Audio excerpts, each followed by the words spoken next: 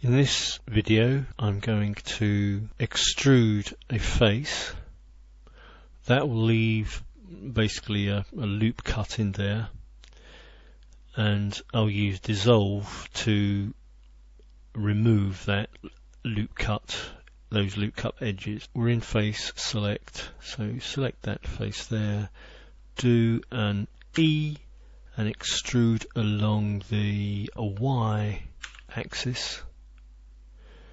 Let's say that's it.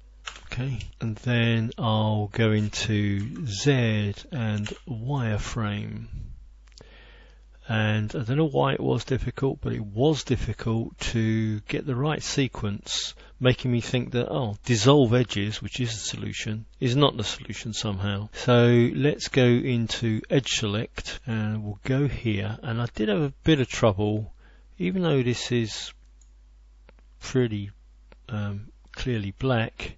So I've left click selected it.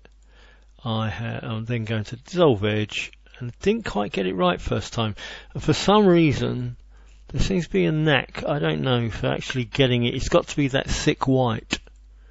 So dissolve edges, and that worked that time. Let's try this one again. You see I've selected it, but it's this kind of dotted line. Dissolve edges, nothing happens. Select the line again, left click, and then right click dissolve edges, and this time it works. So I don't, maybe it takes 2 clicks for some reason. So you get the dotted line first and then the thick white line, and then right click and dissolve it, dissolve edges, and now it's gone. Really struggling to select that one. Let's go here. I don't understand why it's so hard to select it. It might be selected now. Dissolve edge, and now it's gone.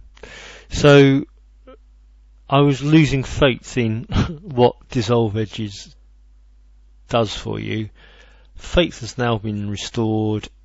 It's just I wasn't using it properly.